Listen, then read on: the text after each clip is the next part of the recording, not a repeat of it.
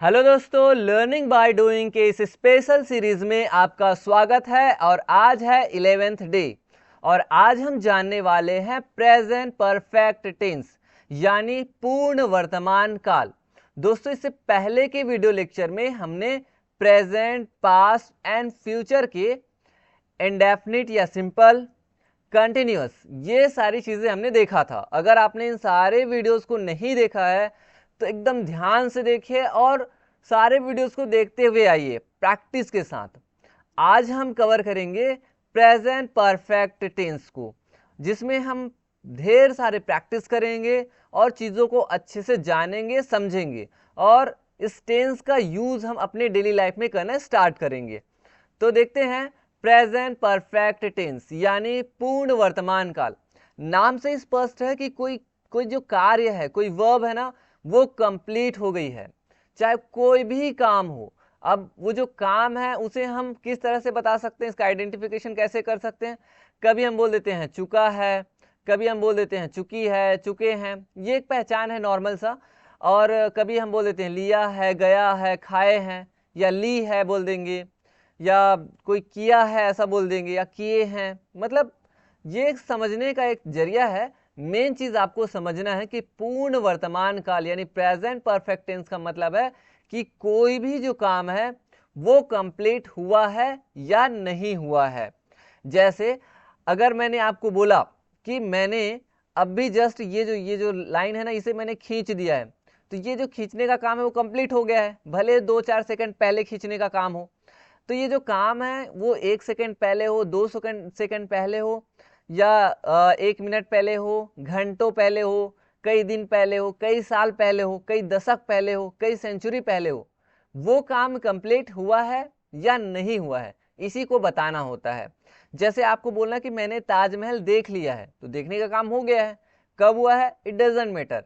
हो सकता है कि आपने 2 मिनट पहले देखा हो, 2 साल पहले देखा हो, लेकिन देखने का काम कंप्लीट हुआ है कि नहीं, बस यही चीज बताना होता है।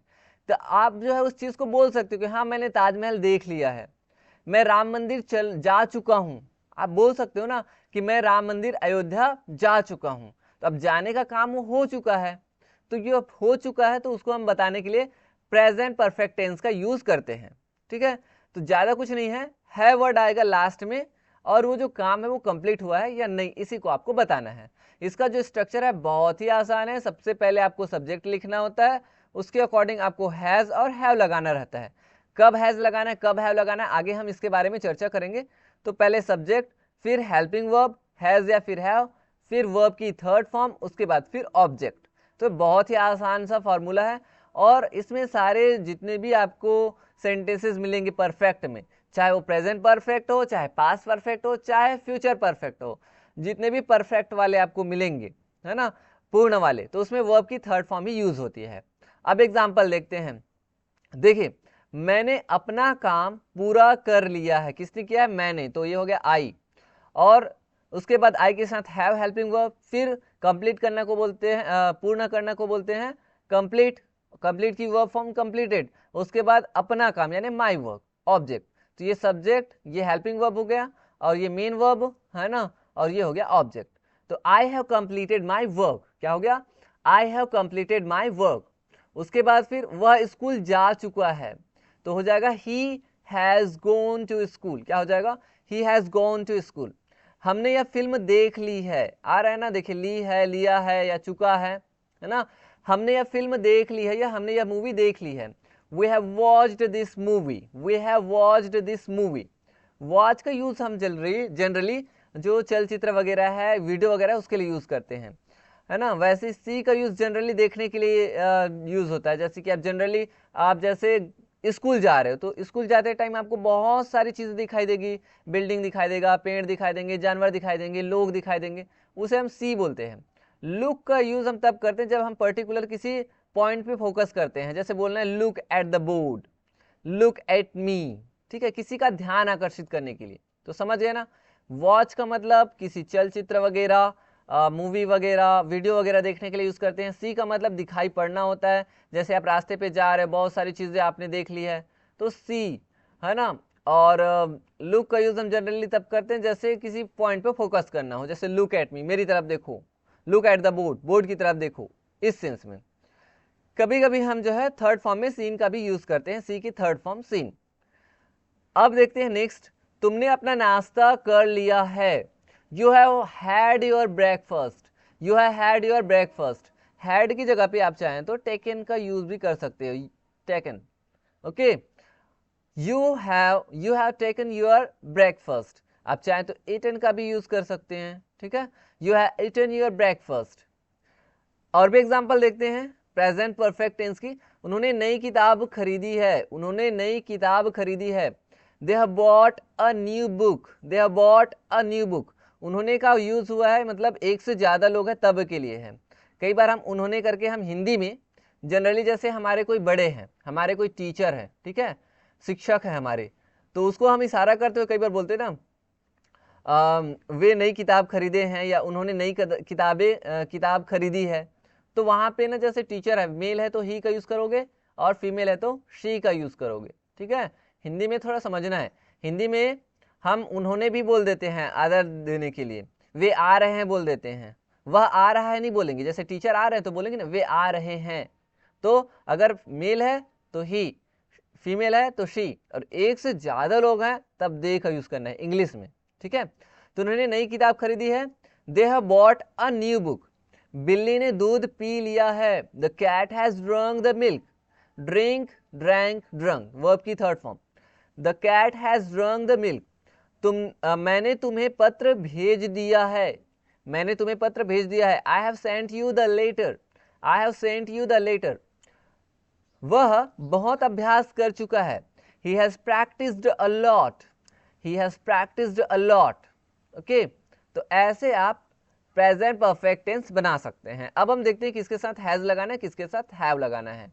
देखिए जो ही, शी और ये इट है और कोई नाम है, एक नाम, कोई एक व्यक्ति है, तब लगाना है हैज। और अगर सब्जेक्ट हो गया आपका आई, वी, यू, दे, या फिर एक से ज्यादा लोग या चीज, तब लगाना है हैव।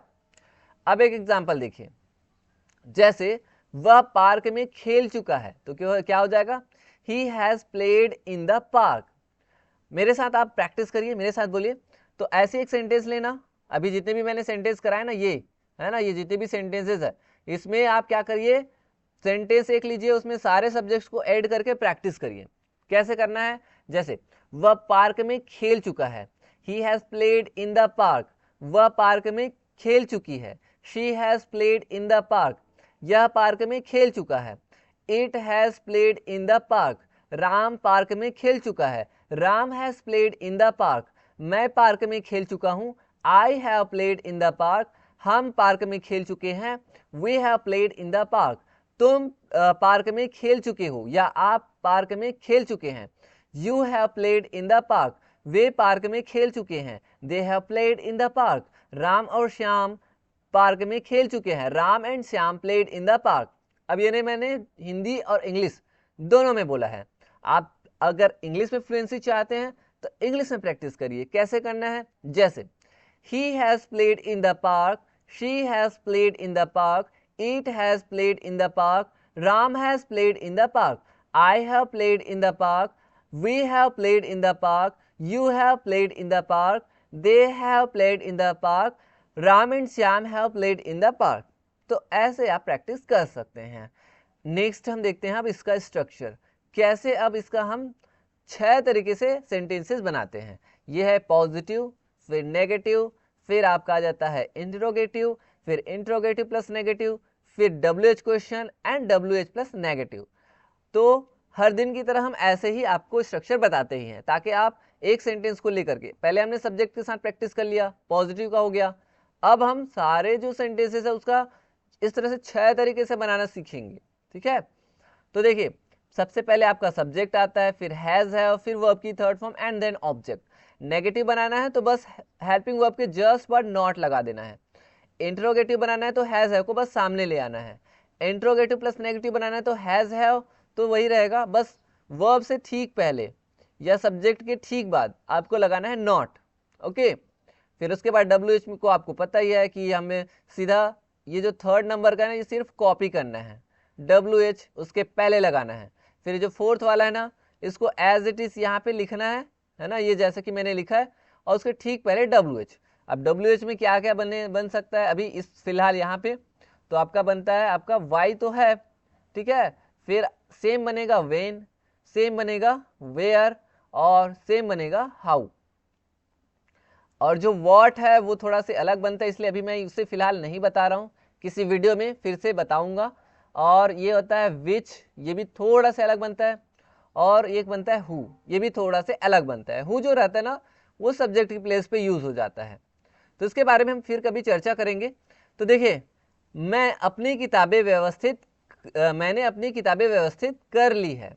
तो देखिए, ये एक मैंने सेंटेंस लिया, अब इसको 6 तरीके से मैं बना रहा हूँ।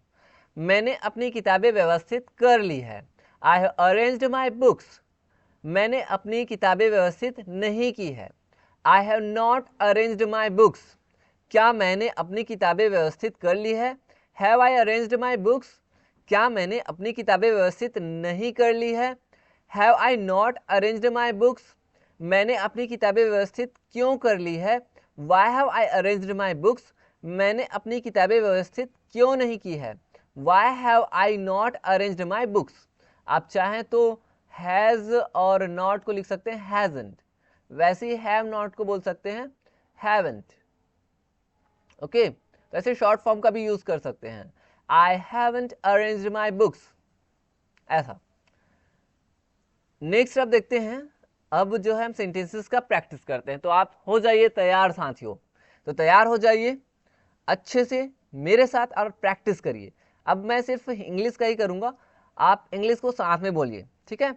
आप चाहें तो इसमें, जैसे कि मैंने बताया था इस वाले में सेंटेंस में, ये अभी मैंने वाई का यूज किया, आप चाहें तो वेन का भी यूज कर सकते हैं। मैंने अपनी किताबें व्यवस्थित कब की है, तो when have I arranged my books. मैंने अपनी किताबें व्यवस्थित क्यों नहीं की है, when have I not arranged my books. मैंने अपनी किताबें कहाँ व्यवस्थित की है, तो कहाँ के लिए क्या लिखोगे, where. Where have I arranged my books, फिर where have I not arranged my books.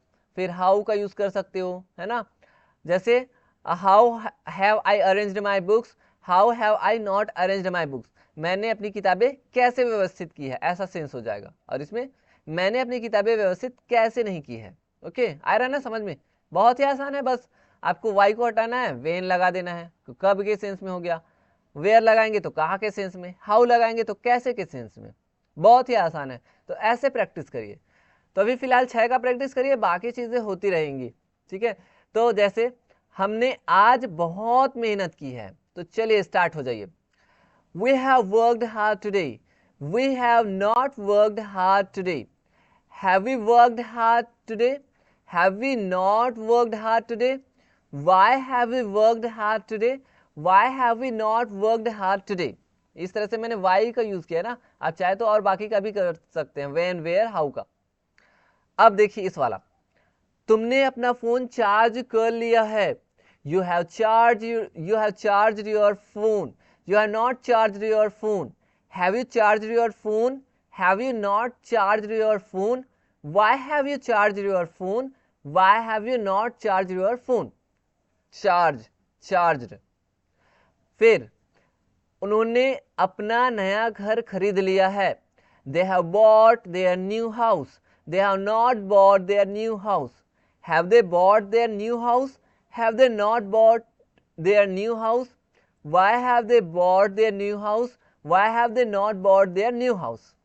ऐसे आप चाहे तो ना अपने आंखों को क्लोज करके भी प्रैक्टिस कर सकते हैं, ओके, तो और बहुत अच्छा रहेगा। मैंने अपनी माँ को फोन कर लिया है, I have called my mother, I have not called my mother, have I called my mother, have I not called my mother, why have I called my mother, why have I not called my mother। So in this way friends you can practice, और शर्माना नहीं है, practice करते रहना है मेरे साथ। अकेले में जाइए, छत में जाइए, कहीं भी जाइए, लेकिन I want your practice, मैं आपकी प्रैक्टिस चाहता हूँ, ठीक है। प्रैक्टिस करोगे तभी रिजल्ट आपको दिखेगा कि हाँ मैं बोलने स्टार्ट कर रहा हूँ या कर रही हूँ। जब तक आप प्रैक्टिस नहीं करेंगे ना, आपकी टंग को हैबिट ही नहीं बनेगी, और बोले कि हाँ मैं कभी प्रैक्टिस करूँगा, नो, वो टाइम नहीं आने वाला। अब भी करिए, जो भी करना है अब भी करिए, बाद में नहीं होने वाला। ओके, तो मेरे साथ अभी और प्रैक्टिस करिए। ये और भी है, इन सेंटेंसेस का प्रैक्टिस करते हैं। तो चलो स्टार्ट करते हैं, लेट्स प्रैक्टिस। वह परीक्षा के लिए तैयारी कर चुका है। वह परीक्षा के लिए तैयारी कर चुका है। He has prepared for the exam. He has not prepared for the exam. Has he prepared for the exam? Has he not prepared for the exam? Why has he prepared for the exam? Why has he not prepared for the exam? हमने इस जगह का दौरा कर लिया है। We have visited this place, या हम इस जगह में विजिट कर चुके हैं या आ चुके हैं, ऐसा भी सेंस हो सकता है।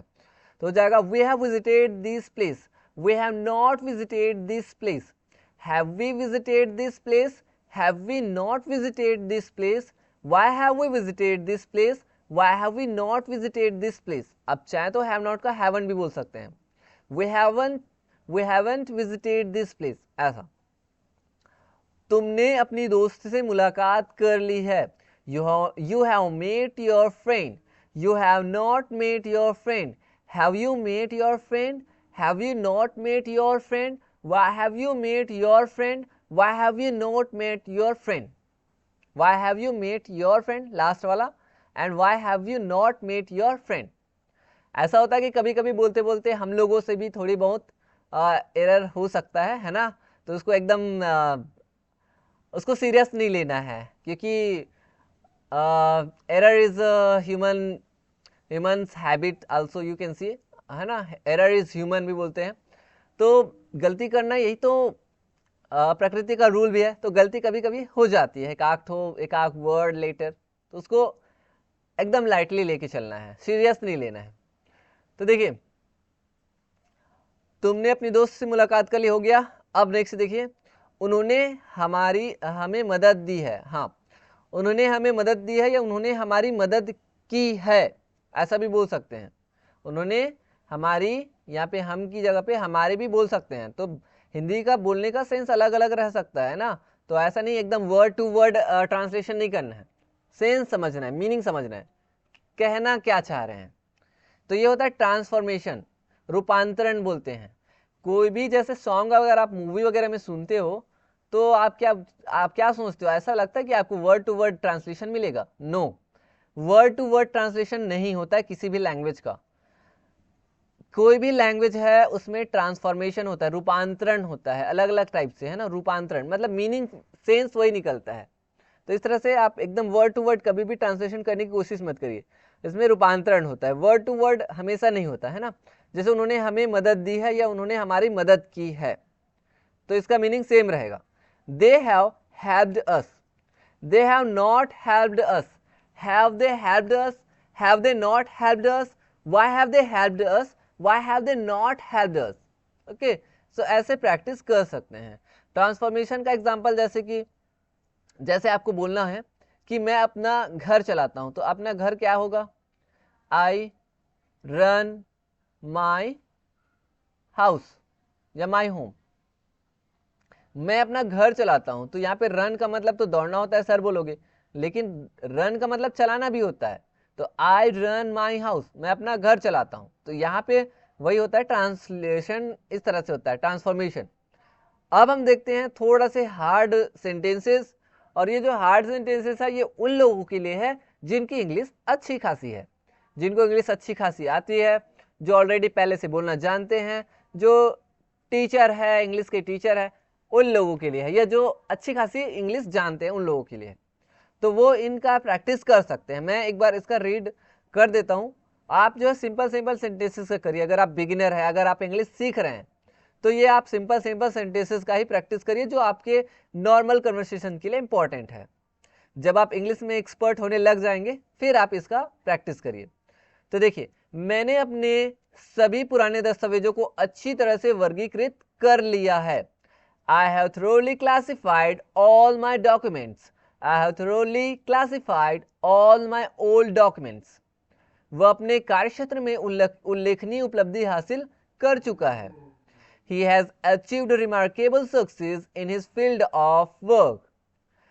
He has achieved remarkable success in his field of work.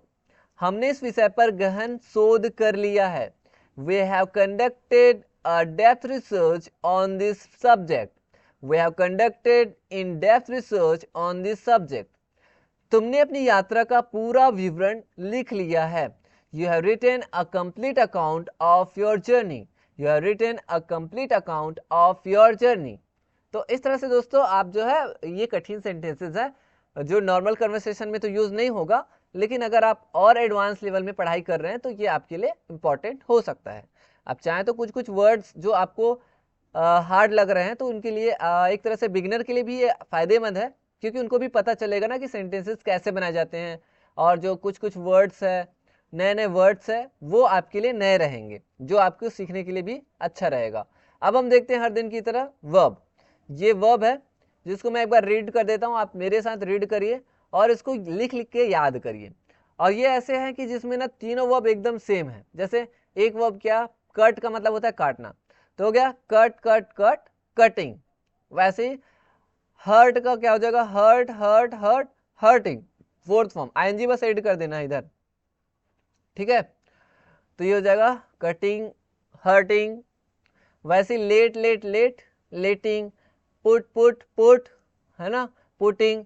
Read read, read देखो ये वाला जो है ना, रीड वाला, ये इसको रेड पढ़ते हैं, ठीक है। तो रीड रेड रेड, रीडिंग हो जाता है फोर्थ फॉर्म। फिर sit sat sat, sitting. Shed shed shed, shedding. Shut shut shut, shutting. Spread spread spread, spreading. Thrust है, thrust thrust thrust, thrusting. Quit quit quit, quitting. ऐसा fourth form भी बना सकते हैं एनजी जोड़ करके। तो वर्ब की फर्स्ट फॉर्म यानी present form, past form, second form past form, third form past participle form, and fourth form present participle form यानी आईएनजी फॉर्म भी जिसे बोलते हैं, या वर्ब की फोर्थ फॉर्म ऐसा बोलते हैं, ठीक है। तो ये 10 वर्ब है, आप इसको अच्छे से याद कर लीजिए और प्रैक्टिस करिए, ठीक है। और इसका ना सेंटेंस बनाइए, नए नए सेंटेंस बनाना स्टार्ट करिए। अब हम देखते हैं हर दिन की तरह कन्वर्सेशन, इंग्लिश कन्वर्सेशन। और ये जो कन्वर्सेशन है ये जनरली प्रेजेंट परफेक्ट टेंस से रिलेटेड है, यानी इस कन्वर्सेशन में प्रेजेंट परफेक्ट टेंस ही यूज हुआ है। तो चलिए, दो लोगों की बात हो रही है, एक है अर्जुन और एक है माया। तो अर्जुन कहता है, hey Maya, hey Maya, I haven't seen you in a while, how have you been. यहाँ पे पूछ रहा है कि हे माया, अरे माया, मैंने तुम्हें मतलब कुछ समय से देखा नहीं है। आई haven't seen you in a while, मैंने तुम्हें कुछ समय से देखा नहीं है। हाउ हैव यू बीन, यहाँ पे देखिए बीन का मतलब होता है जाने के सेंस में यूज हुआ है। एक होता है गो का, गो की थर्ड फॉर्म गोन, है ना। तो गोन का मतलब होता है सिर्फ जाना। जैसे आप कहीं पे गए हो तो उसके लिए बोले आई हैव गोन। जैसे आप स्कूल चले गए तो बोलोगे I have gone to school, लेकिन आप जाके आ चुके हो किसी प्लेस पे, विजिट करके आ चुके हो, तो वहां पे बीन का यूज होता है। बीन का मतलब होता है जा करके आना। तो यहाँ पे बोल रहा है हाउ हैव यू बीन, तुम यहाँ पे बोल रहे हैं हाउ हैव यू बीन, तुम कहां से हो करके मतलब तुम कैसे हो के आ चुके हो, हाउ हैव यू बीन, ठीक है। तो यहाँ पे हाउ वर्ड हुआ है। जैसे अगर हाउ को रिमूव करके अगर मैं लिखूंगा वेयर, तो हो जाएगा वेयर हैव यू बीन, तुम कहां से होकर आ चुके हो, ऐसा सेंस निकलेगा। लेकिन यहाँ पे हाउ हैव यू बीन बोल रहे हैं तो क्या हो जाएगा, तुम कैसे हो, इस सेंस में यूज हुआ है। हाउ हैव यू बीन, तुम कहां से हो, कैसे होके आ चुके हो, ऐसा। तो माया बोल रही है, hi Arjun, I have been really busy with work and studies. तो यहाँ पे हाउ वर्ड लिखा गया ना, तो यहाँ पे कैसे हो इस सेंस में यूज हुआ है, ओके। तो इसको समझना है। अगर वेयर हो जाता ना तो तुम कहां से होकर आ चुके हो, ऐसा हो जाता। तो सेंस को बस समझिए। तो यहाँ पे हो जाएगा, hi Arjun, I have been really busy with work and studies. तो माया बोल रही है कि मैं रियली बहुत बिजी हो गई थी, या मैं बहुत बिजी हो गई हूँ। विथ वर्क एंड स्टडीज मतलब काम और पढ़ाई के साथ मैं बहुत बिजी हो गई हूँ, मतलब बहुत ज्यादा डीपली, ठीक है। बी का मतलब होना के सेंस में यूज हुआ यहाँ पे, ओके। जाने के सेंस में यूज होता तो वेयर यहाँ पे वर्ड रहता। अब तो ठीक है ना, नए नए चीजें आपको सीखने को मिला, गोन बीन। अब देखिए, have you done anything exciting lately. तो यहाँ पे पूछ रहे हैं have you done anything exciting lately. तो अभी अभी तुमने क्या, लेटली का मतलब यहाँ पे हो रहा है कि अभी फिलहाल, है ना। Have you done anything exciting lately, क्या तुमने कोई एक्साइटिंग जो रोमांचक कोई चीज अभी अभी तुमने कुछ किया है, हैव यू डन एनीथिंग। तो अर्जुन बोलता है yes, I have just finished reading an amazing book on psychology. तो जैसे कि माया पूछ रही है क्या तुमने कोई एक्साइटिंग रोमांचक चीजें कभी अभी तुमने कुछ किया है, तो अर्जुन बोलता है यस, हाँ मैंने किया है, अभी मैंने जस्ट एक जो साइकोलॉजी है ना, साइकोलॉजी यानी मनोविज्ञान, मनोविज्ञान पे एक अमेजिंग बुक है, उसको मैंने अभी अभी पढ़ करके फिनिश किया है, ऐसा ये बता रहा है। आई जस्ट फिनिश्ड, जस्ट का मतलब होता है अभी अभी, just. Okay, it has completely changed my perspective on human behaviour. तो इस तरह से जो है वो बोल रहा है, क्या बोल रहा है कि ये जो चीजें हैं, है ना, क्या बोल सकते हैं, ये जो चीजें हैं, it has completely change my perspective on human behaviour. तो ये बता रहा है कि ये जो बुक है ना, ये ह्यूमन बिहेवियर पर, मानव की जो आदत व्यवहार है उस पे जो उस पे रिलेटेड जो पर्सपेक्टिव है उस पे उन्होंने कंप्लीटली मुझ पे चेंज किया। It has completely changed my perspective on human behaviour. Okay, तो पर्सपेक्टिव को हम जनरली क्या बोल सकते हैं, पहलू बोल सकते हैं, इस पे रिलेटेड पहलू, ठीक है।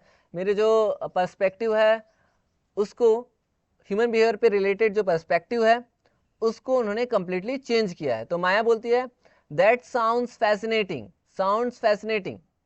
तो फैसिनेटिंग का मतलब क्या हो रहा है कि ये जो चीजें है ना वो क्या कर रहा है, आकर्षक लग रहा है, ये जो चीजें हैं, ये जो साउंड है वो आकर्षक लग रहा है। I have always wanted to read something like that, can you recommend it to me.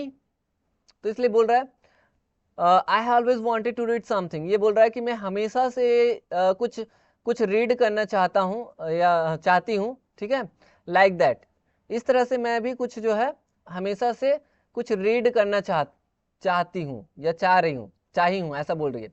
Can you recommend it to me, क्या तुम मेरे लिए इसे रिकमेंड कर सकते हो, ऐसा वो बोल रही है, माया बोल रही है। रिकमेंड का मतलब होगा सिफारिश करना, सलाह देना। अर्जुन बोल रहा है ऑफ कोर्स, बिल्कुल, बेशक। आई have sent you the name and author through text. तो उसने बोला कि मैंने तुम्हें ना ऑथर का नाम है को ऑथर के नाम और ये बुक का नाम है उसको मैंने तुम्हें टेक्स्ट में सेंड कर दिया है। Have you checked your message today, क्या तुमने अपना जो मैसेज है उसको आज तुमने चेक कर लिया है। तो मैं बोलती नॉट येट, नॉट येट मतलब अभी नहीं, but I will do it now, पर मैं अभी इसे तुरंत करूंगी, ऐसा बोल रही है। बाय द वे, खैर या वैसे, have you visited the new cafe downtown, I have heard it's really nice. और ये पूछ रही है, माया पूछ रही है क्या तुमने नया जो कैफे बना है टाउन में, है ना, डाउनटाउन में, वहां पे तुमने क्या विजिट किया है, तुम वहां पे गए हो। तो बोल रहा है I have heard it really nice, मैंने सुना है कि इट्स रियली नाइस, ये बहुत अच्छा है, रियल में बहुत, वास्तव में बहुत अच्छा है। तो अर्जुन बोलता है यस आई हैव, बोल रहा है कि हाँ मैं वहां विजिट कर चुका हूँ। I have been there twice already, यहाँ पे देखिए बीन का यूज हुआ है, इसका मतलब जाने के सेंस में, जैसे मैंने पहले बताया था ना वैसे ही है। तो ये बोल रहा है कि मैं वहां पे ऑलरेडी 2 बार जा चुका हूँ। I have been there twice, तो वंस मतलब 1 बार, ट्वाइस मतलब 2 बार, थ्राइस ऐसा, या 1 time, 2 times, 3 times, 4 times, 5 times ऐसा यूज होता है। And their coffee is excellent, और वहां की जो कॉफी है ना वो एक्सीलेंट है, बहुत अच्छा है, ऐसा बता रहे, बहुत अच्छी है। ओके, उसके बाद माया बोलती है दैट्स ग्रेट, मतलब बहुत अच्छी बात है। I have been planning to go, ये बोल रही है कि मैं भी वहां जाने के लिए प्लानिंग कर रही हूं। उसके बाद बोल रही है but I haven't had the chance, but मेरे पास चांस नहीं है। Maybe we can go together this weekend, और बोल रही है कि हो सकता है, मे बी का मतलब हो सकता है कि हम जो है ना इस वीकेंड में साथ साथ जा सकते हैं। तो अर्जुन बोलता है that sounds like a great idea, वो बोल रहा है कि ये जो साउंड है वो बहुत अच्छा विचार है। I have also heard they have introduced a new set of desserts and I haven't tried them yet. और ये बोल रहा है कि मैंने ये भी सुना है, I have also heard they have introduced a new set of desserts, और मैंने ये भी सुना है कि वहाँ पे ना एक नया डिजर्ट का सेट है वहाँ पे। डिजर्ट मतलब जो मिठाई देते हैं ना खाने के बाद, जो मीठी चीज़ें मिलती है वो उसको बोल रहे हैं। I want tried them yet, और मैंने उस मिठाई को, जो मिठाई है ना, उसको अभी तक ट्राई नहीं किया। येट का मतलब होता है अभी तक, तो I haven't tried them yet, मैंने उन्हें या उसे अभी तक ट्राई नहीं किया है। तो माया बोलती है परफेक्ट, बिल्कुल। वी उसके बाद है we will have a good time. We will है ये we shall have a good time, हमारे पास एक अच्छा समय होगा।